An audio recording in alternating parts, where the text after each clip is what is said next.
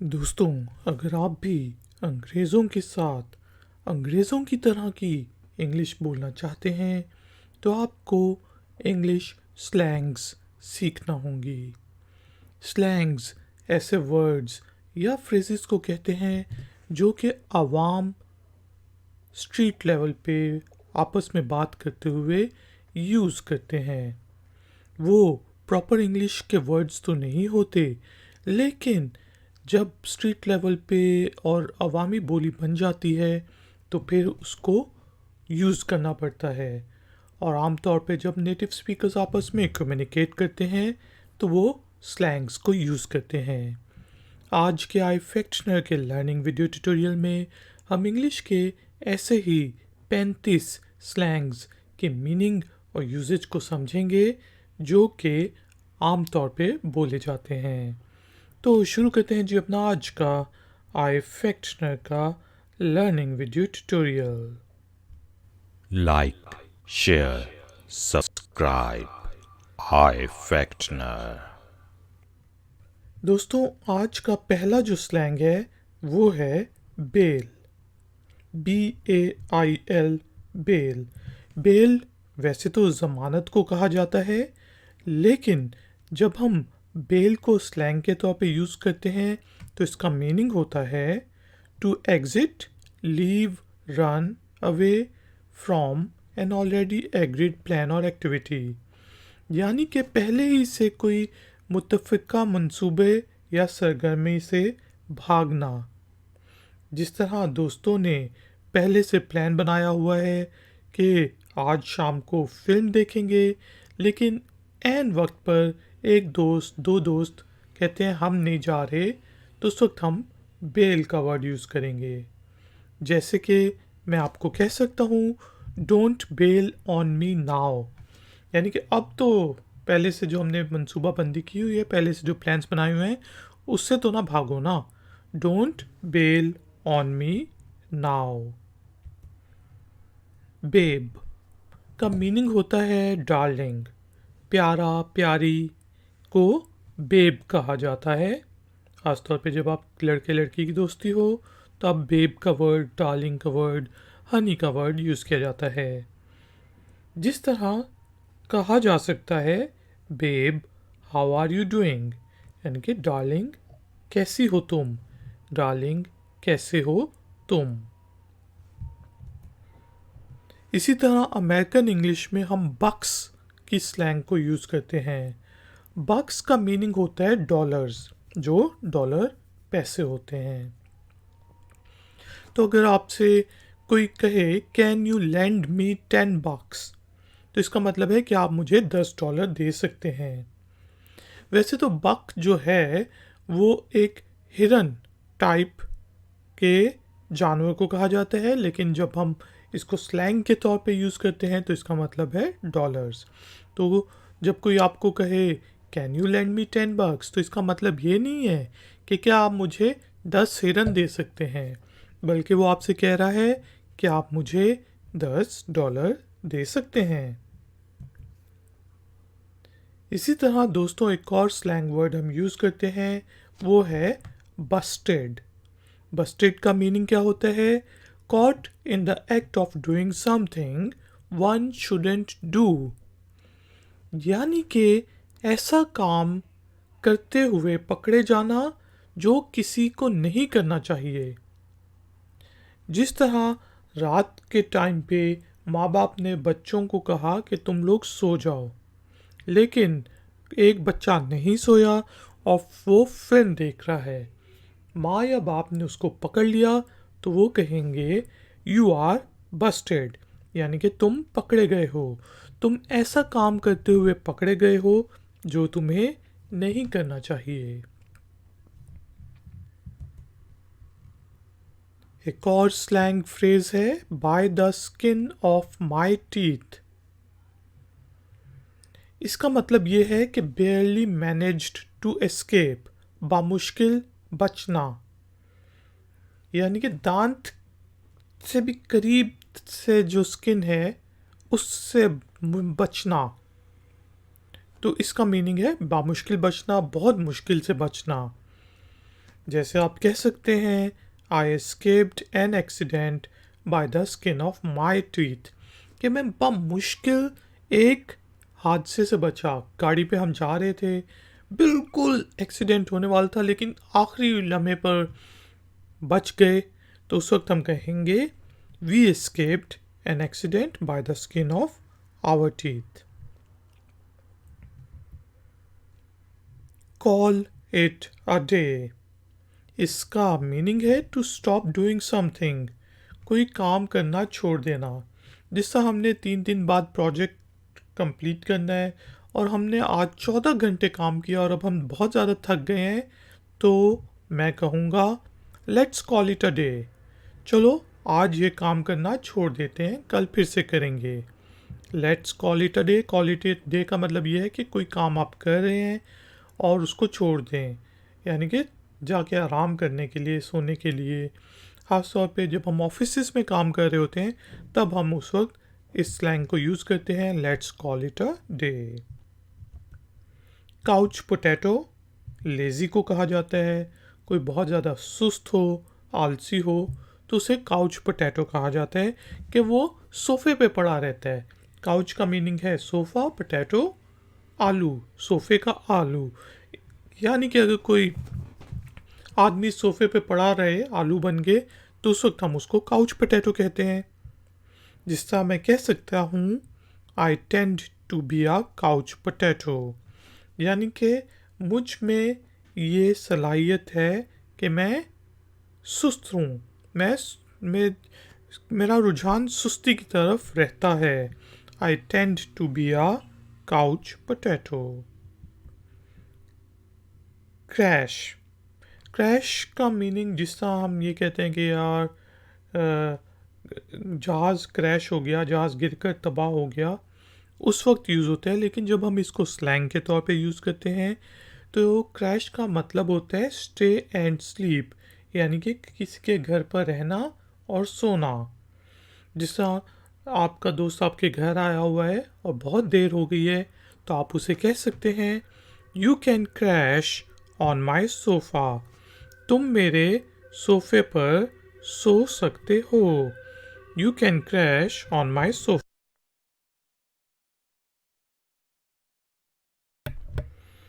इसी तरह हमारे पास वर्ड है क्रीप।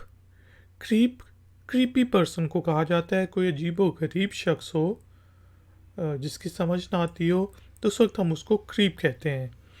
जिसे हम कह सकते हैं he is a creep, he is staring at me, he is a creep, वो मेरे तरफ घूर घूर कर देखी जा रहा है, वो एक अजीब शख्स है। यानी कि बुरे मायनों में अजीब शख्स को क्रीप कहा जाता है। डाउन टू अर्थ का मीनिंग होता है हम्बल। कोई बहुत ज़्यादा आजिज़ हो तो उसे डाउन टू अर्थ कहा जाएगा। जिस तरह you are very down to earth, इसका मतलब है आप बहुत ज़्यादा आजिज़ हैं। He is very down to earth, वो बहुत ज़्यादा आजिज़ है। एपिक फेल का मीनिंग होता है फेल बैडली, यानी कि बुरी तरह से नाकाम हो जाना। जिस तरह मैं कह सकता हूँ my YouTube channel was an epic fail, या फिर their experiment was an epic fail, यानी कि उनका तजर्बा बुरी तरह से नाकाम हो गया। तो कोई चीज़ बहुत बुरी तरह से पिट जाए, बहुत बुरी तरह से नाकाम हो जाए, तो उस वक्त हम उसको कहेंगे एपिक फेल।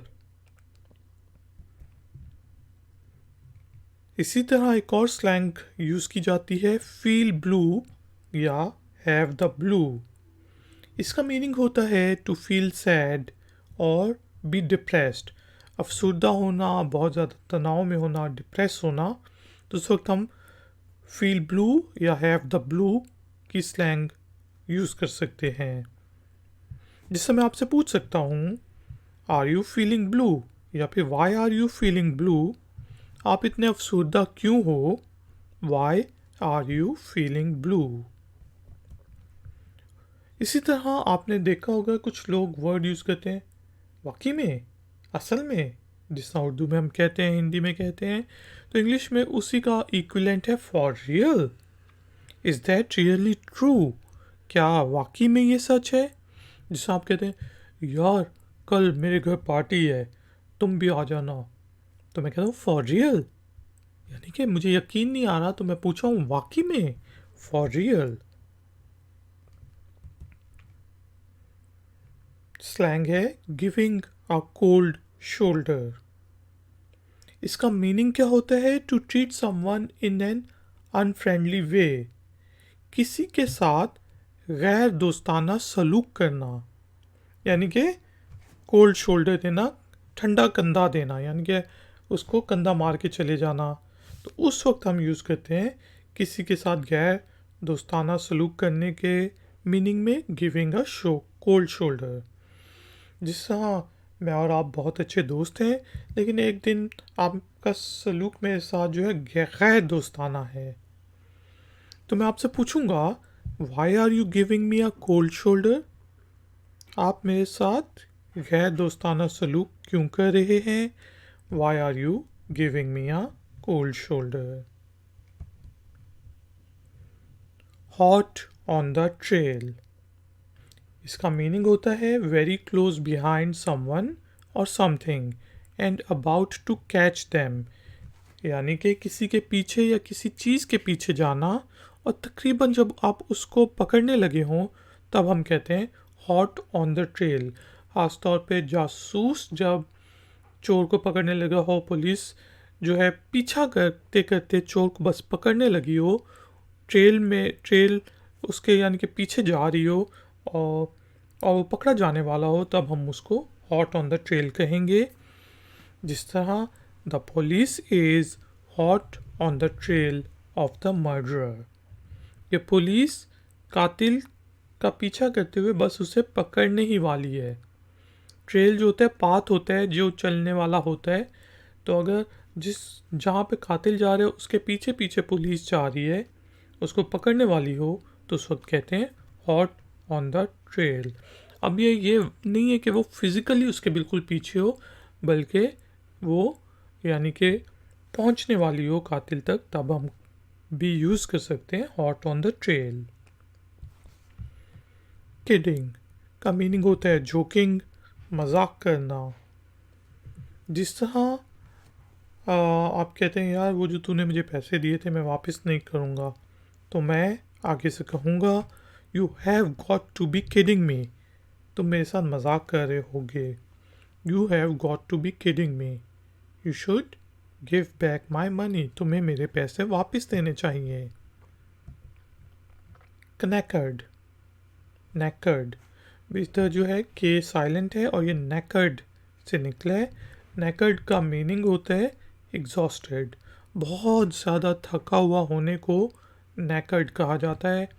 जिसका पूरा दिन काम करने के बाद मैं कहूँगा I am knackered, therefore I don't या therefore I can not go with you, मैं बहुत थका हुआ हूँ इसलिए मैं तुम्हारे साथ नहीं जा सकता।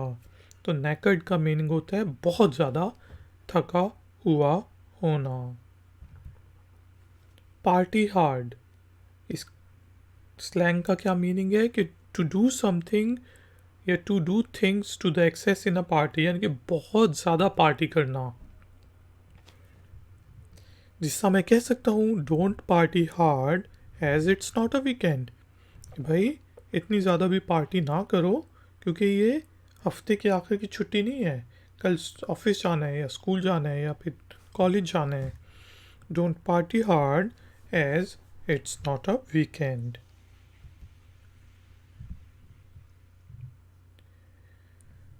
क्विड्स इन का मीनिंग क्या होता है? Suddenly got a lot of money, अचानक से बहुत ज़्यादा पैसा मिल जाए तब हम क्विड्स इन की स्लैंग को यूज़ करते हैं। राइटली सो, राइटली सो का स्लैंग हम कब यूज़ करते हैं? जब हमारा मीनिंग होता है एज इट शुड बी, जैसा कि होना चाहिए था। जिस तरह हम कह सकते हैं I called him a thief and rightly so, मैंने उसे चोर कहा और सही कहा क्योंकि ऐसा ही होना चाहिए था। I called him a thief and rightly so, क्योंकि उसने चोरी की थी इसलिए। स्क्रू अप का मीनिंग होता है कोई मिस्टेक करना, मेक अ मिस्टेक, गलती करना। जिसका मैं कह सकता हूँ यार आई स्क्रूड अप बैडली, कि मैंने बहुत बड़ी गलती कर दी है। आई स्क्रूड अप बैडली। स्किंट स्किंट का मीनिंग होता है हैविंग लिटिल और नो मनी अवेलेबल, यानी कि आपके पास जब बहुत कम पैसे रह गए हों या बिल्कुल ही ना हो, तब हम स्किंट का वर्ड यूज़ करते हैं। जिसे हम कह सकते हैं he is a bit skint nowadays, कि आजकल उसके पास पैसे नहीं हैं। I am a bit skint nowadays, I am skint nowadays, आजकल मेरे पास बिल्कुल पैसे नहीं हैं। स्लीप लाइक अ बेबी का मीनिंग होता है टू स्लीप पीसफुली, यानी कि बच्चे की तरह पुरसकून नींद सोने को स्लीप लाइक अ बेबी कहा जाएगा। जैसे आप पूछते हैं यार रात को तुम सो गए थे, तो मैं कहूँगा आई स्लेप्ट लाइक अ बेबी, कि मैं बच्चे की तरह सोया, मैं बहुत पुरसकून नींद सोया। I slept like a baby.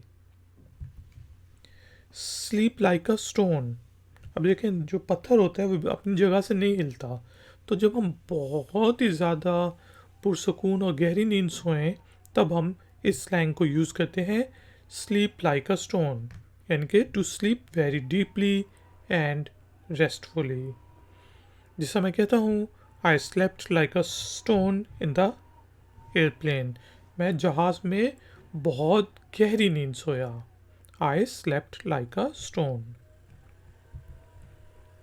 Stalker stalker ऐसे शख्स को कहा जाता है जो किसी का पीछा करता हो और उसको हरासा करे, यानी कि a person who harasses someone by following, by उसको फॉलो करते हुए उसको हरासा करे तो स्टॉकर कहा जाता है। और ऑनलाइन स्टॉकर्स भी होते हैं, जिस तरह फेसबुक पे आप किसी की आईडीज़ पिक्चर्स वगैरह देखते रहते हो तो स्टॉक करना कहा जाता है। लेकिन रियल लाइफ में स्टॉकिंग बहुत बुरी चीज़ है, क्योंकि उसमें क्या होता है एक शख्स दूसरे के पीछे पड़ जाता है, जो सुबह उसके पीछे पड़ा रहता है, उसका पीछा करता है इस हद तक कि वो दूसरा जो शख्स है वो हरासा होने लग जाए। जिससे हम कह सकते हैं he is acting as a stalker, वो स्टॉकर की तरह बिहेव कर रहा है यार। सुबह भी मेरे पीछे मैंने देखा मुड़ के तो था, शाम को भी था, अजीब ही कहानी है। He is acting as a stalker, या फिर ही इज़ अ स्टॉकर, कि वो एक स्टॉकर है। स्वीयर डाउन स्वीयर डाउन का मीनिंग होता है कसम खाना, जिससे आप कह सकते हैं यार I swear that it wasn't me, लेकिन अगर आपने कहना यार मैं बहुत सही से कसम खाता हूँ, I swear down that it wasn't me, यानी कि मैं कसम खाता हूँ कि ये मैं नहीं था। स्वीट स्वीट वैसे तो मीठे को कहा जाता है, लेकिन स्वीट का मीनिंग होता है नाइस, कोई बहुत ही अच्छा हो, किसी ने आपके लिए अच्छा काम किया हो तो आप कहेंगे wow that sweet, wow you are sweet, you are so sweet, आप कितने अच्छे हैं। Throw a spanner in the works, इसका मीनिंग क्या है कि बेसिकली मशीन जब काम कर रही होती है, मैकेनिकल पार्ट्स काम कर रहे होते हैं, तो उसमें आप कोई स्पैनर फेंक दें, हथौड़ा फेंक दें, तो वो उसके अंदर फंस के रुक जाएगा, मशीन रुक जाएगी। तो ये उधर से निकला है throw a spanner in the works, यानी कि to do something that prevents a plan or activity from succeeding, ऐसा कुछ करना जो किसी मंसूबे या सरगर्मी को कामयाबी से रोकता हो। कोई काम चल रहा है उसमें आप रोड़े अटकाने लग जाएं, यानी कि पत्थर डालने लग जाएं, तो उसको कहते हैं throw a spanner in the works, जिससे हम कहते हैं यार मेरे काम में क्यों रोड़े अटका रहे हो। Why are you always throwing spanners in my work, तुम हमेशा मेरे काम में क्यों रोड़े अटकाते रहते हो।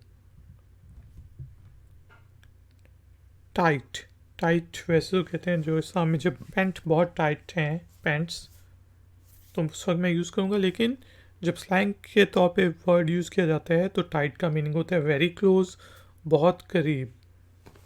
जिस तरह दो लोग आपस में रेस कर रहे हैं और बहुत ही ज़्यादा करीब करीब भाग जा रहे हैं, तो हम कहेंगे the competition between them is becoming really tight. उनके दरमियान जो मुकाबला है वो बहुत ही टाइट होता जा रहा है, पता नहीं चल रहा कि कौन जीतेगा। टू हैंग आउट का मीनिंग होता है स्पेंडिंग टाइम विद अदर्स। किसी अपने दोस्तों के साथ जिस तरह आपने वक्त गुजारे शाम के टाइम, तो उसको हैंग आउट करना कहेंगे। जिस तरह मैं कह सकता हूँ I M hanging out with my friends, कि मैं अपने दोस्तों के साथ वक्त गुजार रहा हूँ, यानी कि उनके साथ कहीं बाहर अच्छा टाइम पास कर रहा हूँ। लेट्स हैंग आउट, चलो कहीं बाहर वक्त गुजारते हैं। टू हैव अ ब्लास्ट का मीनिंग होता है to have a great time, यानी कि अच्छा वक्त गुजारना।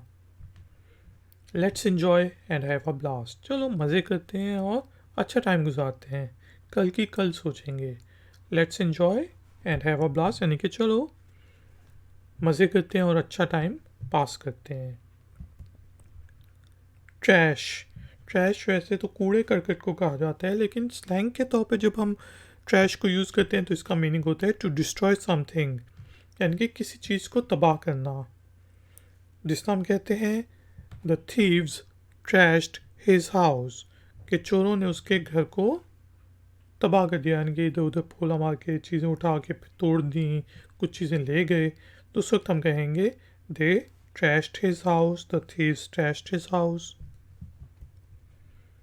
अमेरिकन इंग्लिश में व्हील्स, व्हील्स वैसे तो पहिए को कहते हैं, पहियों को, लेकिन व्हील्स गाड़ी को भी कहा जाता है। जिस कोई आपसे कहता है कि I have my on wheels, तो इसका ये मतलब नहीं है कि मेरे पास अपने पहिए हैं, इसका मीनिंग है कि मेरे पास गाड़ी है, मैं खुद ही वहाँ चला जाऊँगा, because I have my on wheels. Wrap up का मीनिंग होता है फिनिश करना, ख़त्म करना। जैसा मैं कहता हूँ लेट्स रैप दिस ट्यूटोरियल, चलिए इस ट्यूटोरियल को ख़त्म करते हैं। लेट्स रैप अप, चलो ख़त्म करते हैं आप वीक का काम। और आज का जो लास्ट स्लैंग है वो है जोंग्ड। जोंग्ड का मीनिंग होता है एग्जॉस्टेड, बहुत थका हुआ होना। जैसे मैं कहता हूँ यार आई एम जोंग्ड, मैं बहुत ही ज़्यादा थका हुआ हूँ, I am zonked. Ladies and gentleman, thank you very much for joining me. अगर आपका कोई क्वेश्चन है, कोई कमेंट है, तो नीचे दिए गए कमेंट बॉक्स में आप मुझसे पूछ सकते हैं। वीडियो पसंद आई है तो लाइक का बटन ज़रूर प्रेस करें। अगर बहुत ज़्यादा पसंद आई है तो वीडियो को शेयर भी कर दें। अगर आप नए हैं तो चैनल की सपोर्ट के लिए चैनल को सब्सक्राइब भी कर लें। मैं हूँ iFactioner, मिलूँगा आपसे एक और नए वीडियो ट्यूटोरियल में। Until then, take care, keep learning, keep enjoying. Good day.